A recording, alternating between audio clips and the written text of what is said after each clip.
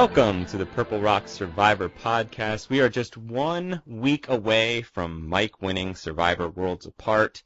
And Andy, we got a nice little treat on the way to that finish. We got the Dan Foley boot episode. How'd you like it? I thought you said we got a nice little treat in that Andy completely, to the letter, predicted what was going to happen this week. Because that was a nice treat, given how I've not been doing that. So you mean when you stole my prediction and then made it your prediction and then boxed me out of my own prediction? What, did I steal it out of your mind? I was talking first, as I tend to. And then you were like, you know what, you've convinced me. And I was like, no! So I had said earlier in the episode, Shakespearean style, this was going to go down, according to Probst. And I said Dan was going to blow the advantage in some way that was going to lead to him getting booted. And then you made that your prediction. You said Rodney before I said anything. You did this. You did this to yourself, man. Much like Dan Foley. Good transition. Yes. Hey, speaking of Dan Foley, so just off the top of your head, Douchebag or this one, a better humiliating boot episode? Douchebag still. Yeah, I think so too. It's close though. They really tried with this one. Yeah, I think the difference is they're like, I don't know if there's a lot of flaws with what Dan did tonight. It was just he was Dan, and they were able to make him look bad, which is glorious.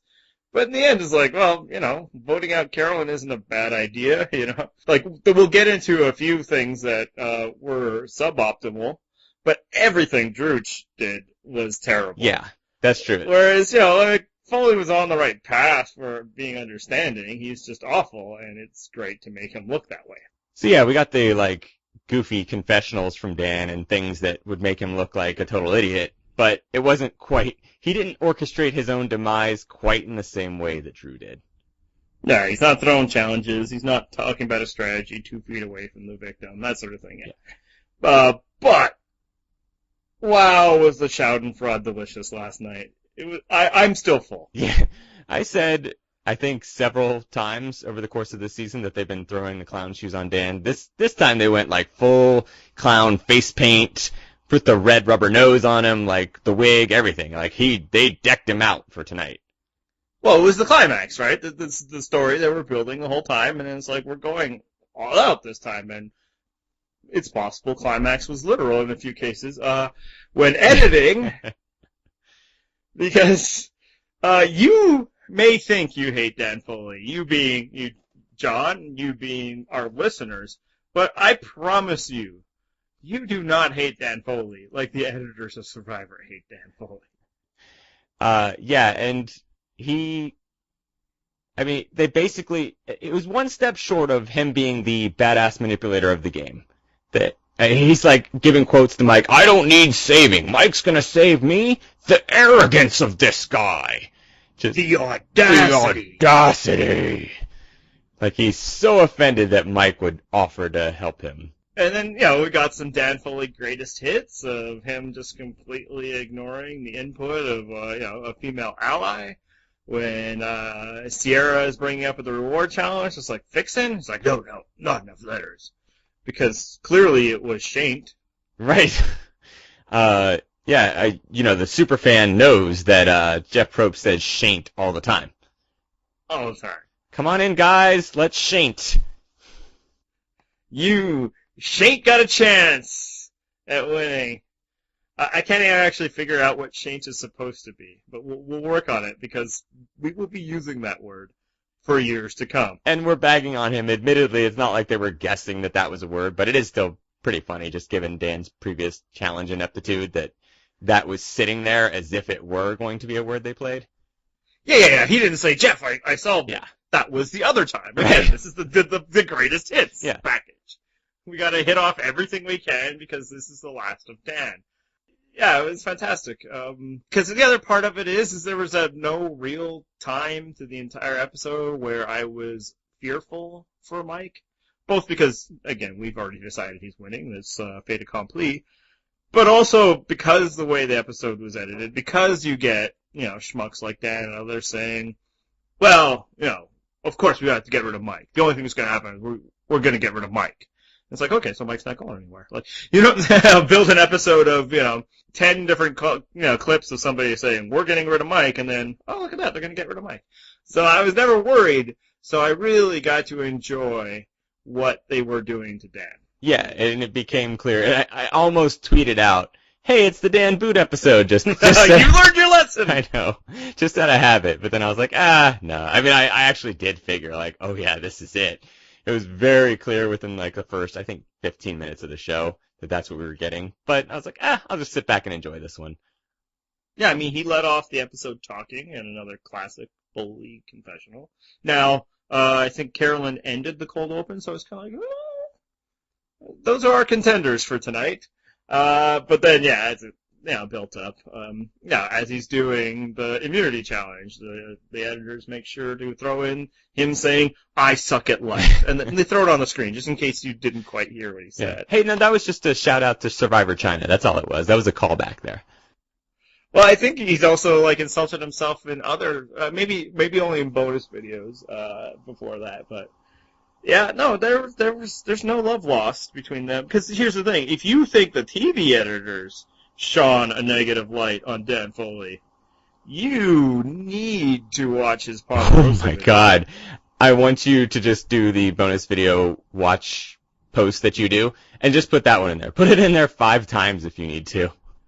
I was planning on it. I was planning on doing a second by second recap, but we're a little busy right now. Yeah, exactly. Break that thing down like the Zapruder film, though. Yeah, no, I mean, I'm almost thinking that for our podcast later tonight with Shireen, maybe we should try to do like a commentary track for it. It's just, if there was a way we could do it without getting a cease and desist letter from CBS.com. Right. But it's a thing of beauty. Tell the people at home that might not have seen it. Well, first off, just pause this. Maybe if you're commuting right now, you can't when you get home. If you're listening to this on a computer, I will allow you to pause it and watch the Ponderosa video.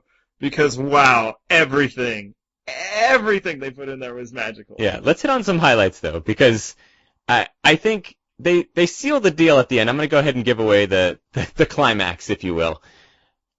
At the very end, they say, what have you learned? He's like, and they have the producer do it. Yeah. And they break the fourth wall, in a way that they never do on the show. Not even in Ponderosa.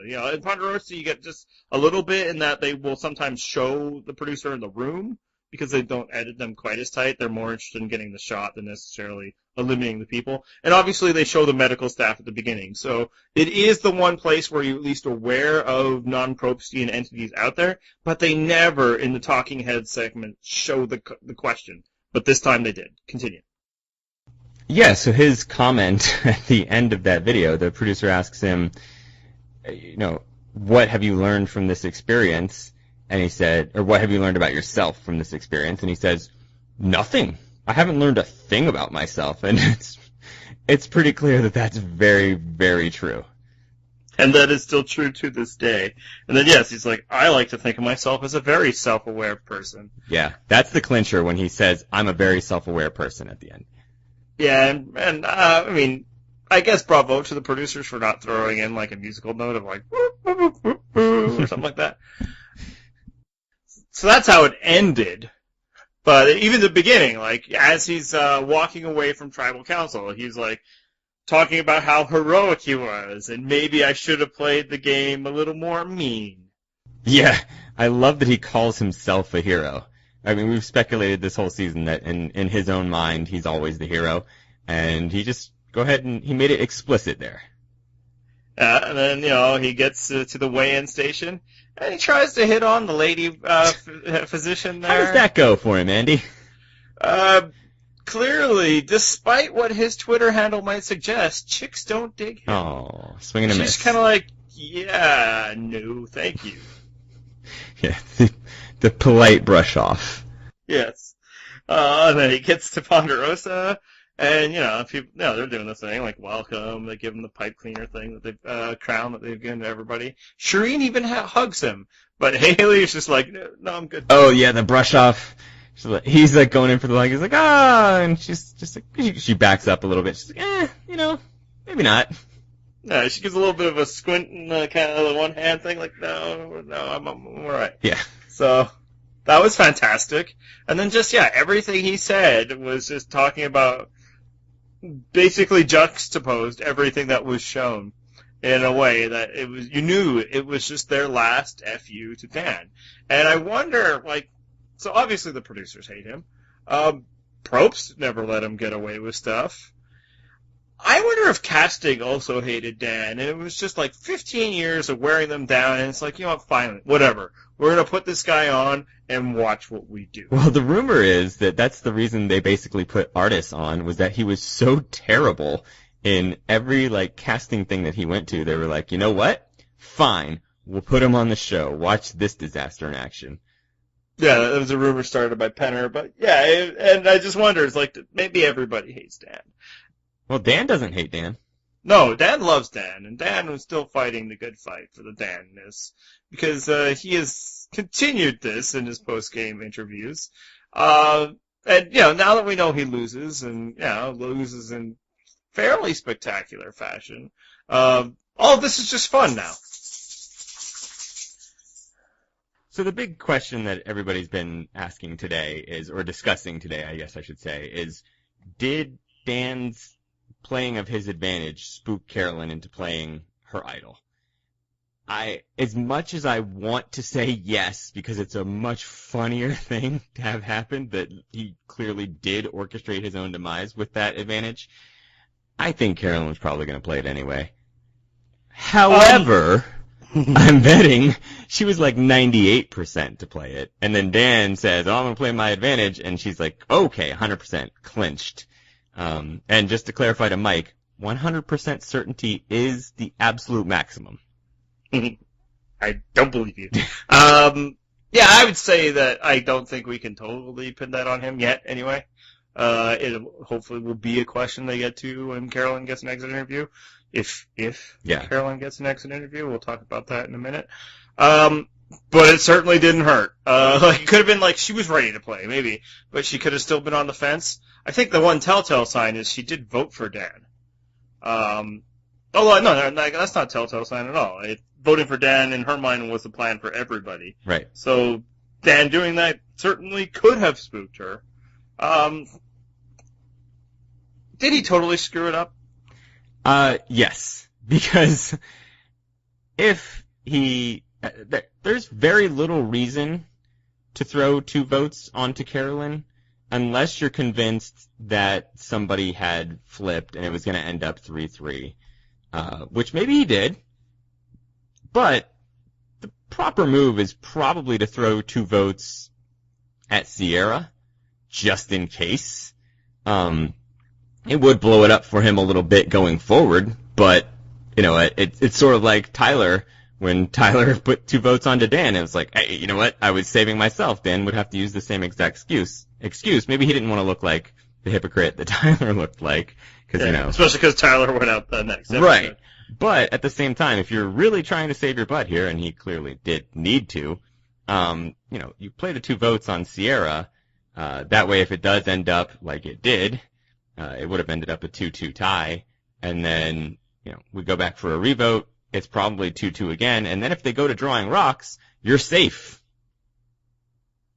Yeah, no, the only way it makes any sense is, yes, if he feared that Sierra had flipped, and then it's Mike, Sierra, Carolyn, 3 votes on him. In which case, sure, your extra vote on Carolyn would assure her exit and your staying. But yeah, if you think it the next step through, as you just said, you get a revote, and then it's rocks. Dan's immune. And I guess 2 of his allies would not be immune, so at least from that standpoint, it could be a matter of trying to protect his end game. But a wise woman once said, anybody but me. Yeah, and it was like, whatever. If it's the only reason why they're coming after you, Dan, is because you have an advantage. Although I guess if he hangs on to it, they'd come after him again. But then next time, that advantage would still be there, and it would be a real advantage. Should Rodney or Will end up playing the rock. I agree to a degree. I will say that if he had gotten a vibe that Sierra was going to vote for him, then I mean, it's fine. I don't think anybody's asking him that in his exit interviews, because all they want to know is, you were awful. Talk about it. That's basically the lead-in to every exit interview. Actually, to be fair, I only listened to one because that was about as far as I could take it. Yeah, I haven't read any others. Maybe somebody else has gone into that. If you guys have the answer, yeah, sure, go ahead, let us know. I'm not in a particular mood to be that generous. It's just, that's where that math works out. Otherwise, to your point, what is one more vote for Carolyn going to matter? And if you want to talk about screwing it up, nobody in that brain trust of Dan, Rodney, Will, even considered the possibility that there's still one more idol to worry about. Because if you did, Carolyn is 100% the only person that could have that idol. And if it came up at all, it was not anywhere near our episode, what we saw, and it certainly wasn't reflected in any actions. Yeah, well, and if we're going to call that the brain trust, he's a super fan with the math. He doesn't need them. Dan should have figured it out. Yeah, well, actually, you know what? That's actually what I was going to say, though, is he would clearly be the one that would have to, because I doubt Rodney and Will have really seen the show before. So it would be on Dan to do that. Yeah, and in that case, what you do is Sierra is voting for Carolyn. Mm-hmm. 2 more people vote for Carolyn, and Dan's 2 votes go to Sierra without Sierra's knowledge. Right. And now it doesn't matter what Mike and Carolyn do. Another thing Dan could have done is not told Mike to piss off when he was trying to help him out. Yeah, there's a lot of mistakes on Dan's path to the finish line, but we've known for a while that this was coming. And it was delicious. It was great because especially they made sure to throw in even more obnoxiousness. Like, nobody feels bad about Dan's ouster. Last thought is, and this almost will sound like heresy, so please hear me out. I almost wish this season they will do the Parade of Losers in the final episode. And here's why. The main reason why I am a light defender of the Parade of Losers is because one of my favorite Survivor moments is in the Fiji Parade of Losers. The Lisi moment. Yes. Yeah. So they have Lisi talking about how great she is and how much better she is than these people that she is going to be voting for, all of whom are minorities. Take with that what you will. And the editors juxtapose Lisi's hagiography with her greatest hits package of her suckiness, of her falling off the platform in a memory challenge, of her, falling asleep while the boys are digging an idol out right in front of her. Just like one last screw you. And that would just be beautiful with Dan. You show him, with the out north, whatever he is. You throw that with his hands in the air. You show him with the man diaper. You show him with Lindsay laughing in his face. All the while, Dan is cutting one more promo about the legend of Dan, and that would be just beautiful. Yeah, I still don't think it's worth watching a Parade of Losers for, though. No, it's never coming out. But that would be it would be somewhat redeeming. And they could do this with all of them. I have a feeling they would not be able to do it with Will, because he will be huffing and puffing his way through that parade. But there'll be others. They could show the Tyler greatest hits package of him squinting meaningfully the one time, and then squinting a different way, maybe once with glasses and once without. Yep. Him telling Mike where the idol is, that sort of thing. Yeah. So anyway, that's the last thought I just had on Dan's delightful shouting. Well, anything for you? Well, you know who should not be in a Parade of Losers, at least for tonight or for this week's episode? Carolyn. Yeah. Because let's give begrudging praise to Carolyn. Yeah, exactly. We're gonna have to transfer from Rodney to Carolyn. Really good episode for her. I would say, or dare we say, return trip clinching episode. Oh, says you. I mean, let's just say she's not making my ballot. But at the same time... No, we're not voting for her, but 10 million people just saw her be awesome in the middle of voting period that they never reminded us about. Thank God. I was really hoping they wouldn't show the commercial again to remind people to vote. Yeah, great episode, right? Yeah, and, I mean, we've said, I think, for the past week, maybe 2, that she's probably, Mike is clearly the winner, but she's probably the second best game being played there. And she proved it tonight. I mean, she held that idol since day 1, 2, 3, something like that.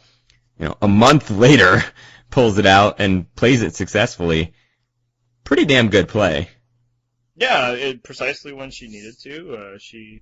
She kept her options open for the longest time, but she was not closing her ears to opportunity, and she wasn't, So she didn't take Dan's advice and close her ears and close her mouth or whatever the advice was. That's right. Yeah. She also didn't take a nap, Dan.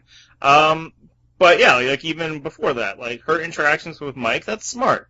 Because if Mike wins another idol, he might not target you, and he didn't. We'll get into whether he should have or not in a minute or so, but that was good play too. She performed, well in the reward challenge. She's okay.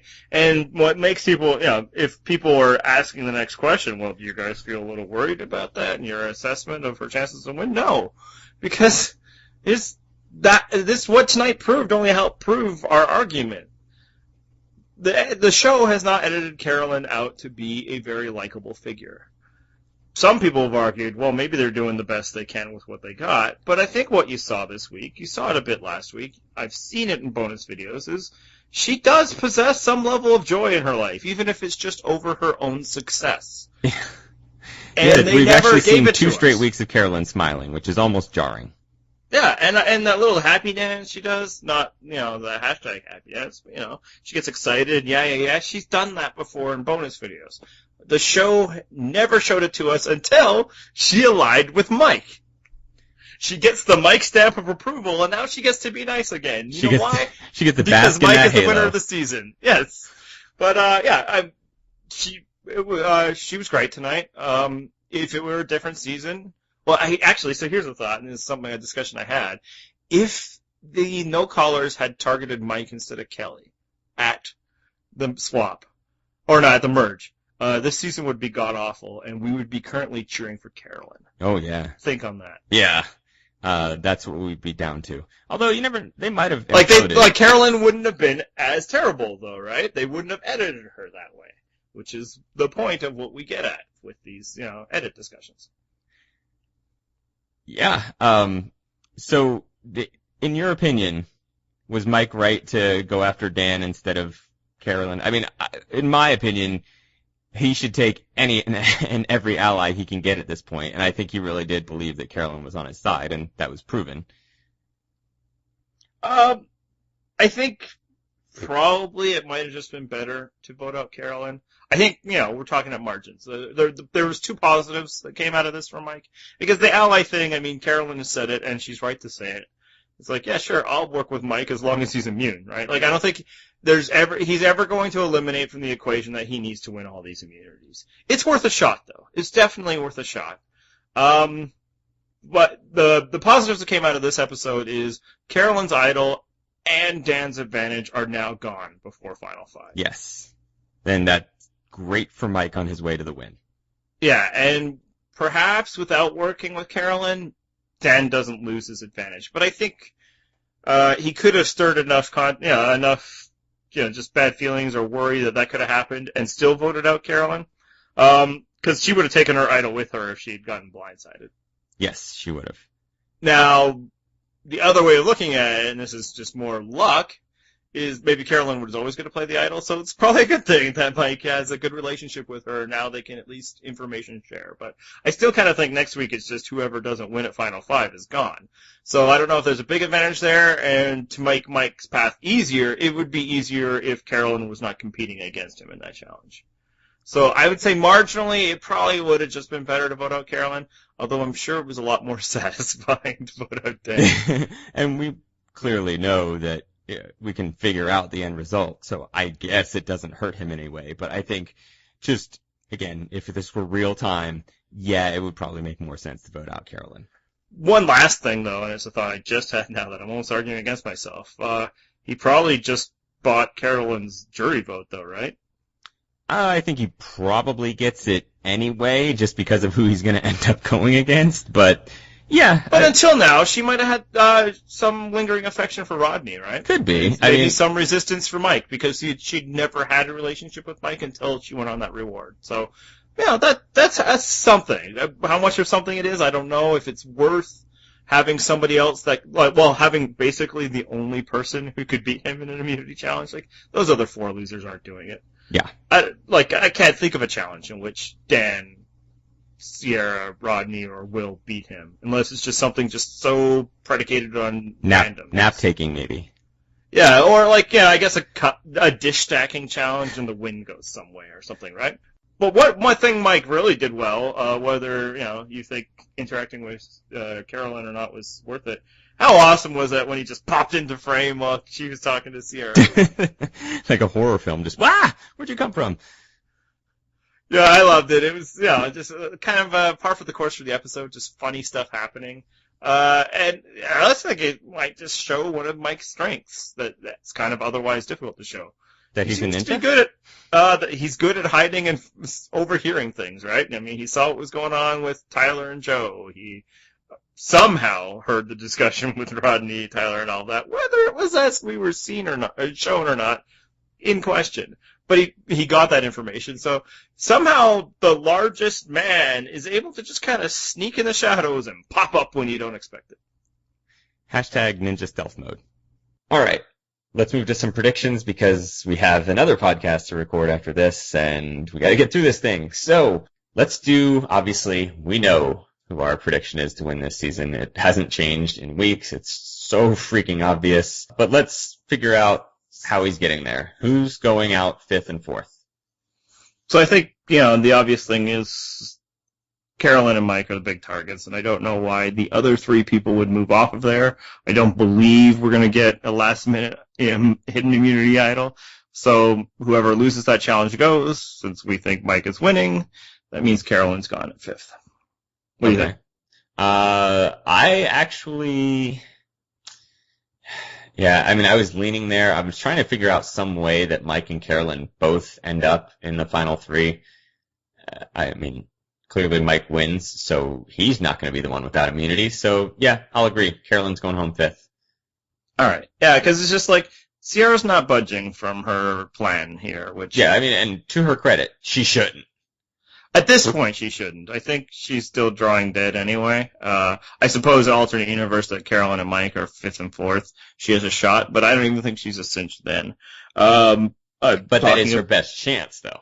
It is her best chance now. I'd say, an overall game standpoint, maybe she would have had a better chance if she did anything. Even if, doing something resulted in this. In her being in this alliance with these terrible people, but be visibly doing something, I believe, is a necessary component unless you're playing with Russell Hantz. And she's not playing with Russell Hantz. However, she's as close to as possible. So I can get why you'd get there, but I don't know that she'd beat Rodney in a final tribal. So 4th, I think it's Sierra. I think that Mike will win immunity again, and he'll just look, and it's like, look, I'm beating Rodney and Will. Yes. He's probably beating Sierra too, but why not? Right? Yeah. Why not take that away so that there's no counter argument to be made, so that he can just kind of have a very easy final tribal council, and actually he'll probably get Sierra's vote. So, yeah Sierra. Yeah, I'm imagining. And I think the other 2 would also be like, Sierra. Yeah, and so I think he'll probably sweep final tribal too. I don't think he sweeps. I don't think Dan's voting for Mike. Really? That would make sense given the Dan narrative. Yeah, if you watch Ponderosa, he's still talking about how much he hates Mike, and Jen is talking about it as well. Jen is talking about how Dan is talking about it, you mean? Yes. Yeah. Yes. Yeah, Jen's totally on Mike's team. Of course. But yeah, just like how just Dan cannot get over this. Now, obviously, that's first, second day, but does Dan strike you as somebody who changes his mind on things? Are you suggesting that Dan might form rigid opinions and have a difficult time divorcing himself from those opinions? I mean, if you listen to Dan in his Ponderosa, he says, no, if you bring something to him and illuminate him, then, he's always taking new evidence and reassessing. But and as a very self-aware person, I'm sure he knows that about himself. Yes. But also, if you watch that, you know that Dan Foley is fully of shit. So, yeah, I think he will not vote for Mike. And shout out to, I think Jim on the AV Club, he made this comparison, is that Dan's like a jilted ex-lover at this point. Like, that's the level of, like, the hatred and vitriol that he's pouring at Mike, and also as irrational about it. So I think Rodney gets Dan's vote. So then it'll be first place Mike, second place Rodney, last place Will. Yeah. Pretty much the way I figure it's going to go down. I still think that somehow it's unanimous for Mike. I think in normal situations, but Dan. Well, and that is a good argument. I will say that. Yeah. Some people have been throwing it out there. It's like, Shireen will get her revenge on Will by throwing a vote to the other person so Will finishes third. It's like, there's no way in the world that Shireen is not voting for Mike. Right. Like Shireen is Mike's biggest fan on that jury. You don't even take the risk of putting a vote anywhere but Mike. Well, and also, like, voting for Mike will make her feel really good. Like, that's going to feel great. Right. Is voting for Rodney going to do that? No. Yeah, just get some small measure of victory here and vote for Mike. Yeah. Plus, again, I think she'll know that Dan's not voting for Mike because he's talked about it. I think Dan's like, if Mike was the only person there, I wouldn't vote for him or something. I don't know. So anyway, that's predictions for next week. I'm on a hot streak, so you might as well just roll with those. However, I will not win because I believe everybody else will have similar predictions. We've been busy lately. Yes. In fact, we've got an interview right after this. Hey, we just happened to mention who it was with. We'll be talking to Shireen very shortly. And as you guys can imagine, I'm a little excited about that. Andy's going to be here to tamp me down a bit. And we've also, we've talked to Savage. We talked to Max. We had Emma interviewed both Kellys that are on this second chance ballot. And we've got a few more things still in the works. I interviewed Jeff Varner. That's what I was just going to say, is you interviewed Jeff Varner. That was also a good one. He's very entertaining. Kelly, too. I thought both of those written interviews were really good.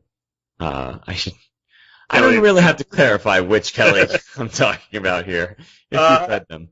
Yeah, and if you're looking for our official endorsement, because you just want to vote like we did, and why would you? As well. So it's a busy time for all Survivor fans, as I'm sure you know. We will have one more podcast next week, not including the interview with Shireen. Finish this season off, and then not think about Survivor for a while. Yeah, I'm going on vacation. Don't try to reach me. But between now and then, how can they reach us, John? They can always find us on Twitter at Purple Rock Pod, and you have a brand new Twitter account. Yeah, I've always talked about my Twitter account, but I honestly didn't know why anybody would follow me other than to hear you and I, like, bitch at each other in ways that always, like, it's us trying to one-up each other with a snark, and then you kind of read, it's like, do they like each other? The answer is no. We can't stand each other. Depends on the time of day. So, but I don't really talk Survivor in that one because my audience is not Survivor. So now I have a Survivor-only Twitter account, and that would be Purple Rock Andy. One word. Yes. You may as well, while you're at it, follow Purple Rock Emma, who wrote some of those interviews we were just talking about. And that's it. You can send us emails at purplerockpodcast@gmail.com. And all those features are at purplerockpodcast.wordpress.com. That's where we are. That's where we've been. And now we are done for the night. Well, we're done with this podcast for the night. Oh, Let's hit the theme music.